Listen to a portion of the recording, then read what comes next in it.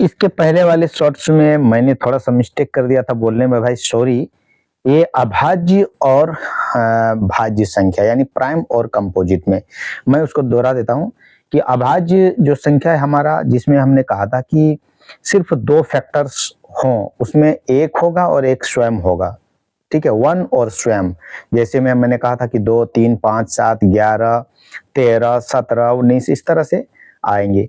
और आप ये याद रखें कि दो अकेली ऐसी एक संख्या है जो सम संख्या है, इवन नंबर है, ठीक है, और क्या है वो प्राइम है।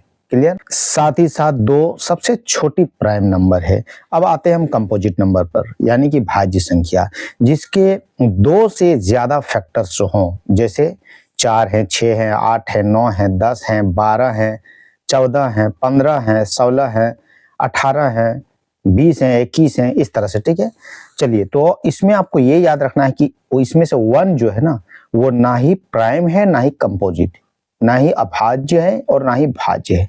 चलिए आगे हम बात करते हैं परिमेय और अपरिमेय संख्या के, यानी रेशनल एंड इरेशनल नंबर, ठीक है।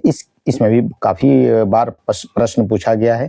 आप इसका बेसिक समझ ले कि वो संख्या हम जिसको देखेंगे पी बाई क्यू के फॉर्म में, पी बाई क्यू के रूप में, और जहां q is not equal to zero वो है परिमेय संख्या, ठीक है।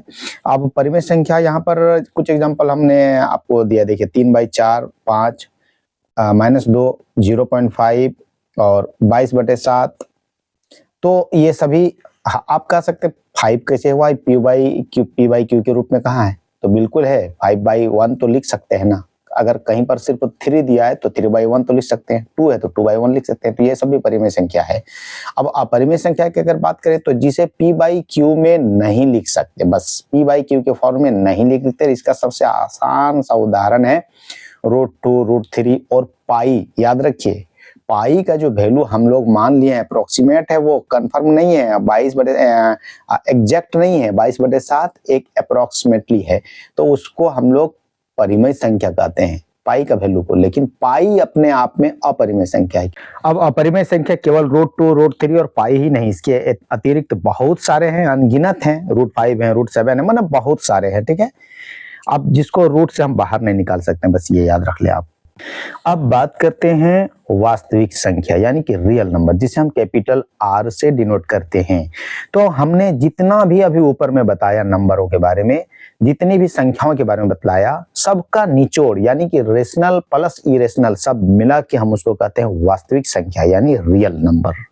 याद रखें, सबसे छोटा कंपोजिट नंबर 4 है, बहुत इंपॉर्टेंट है, 4 सबसे छोटा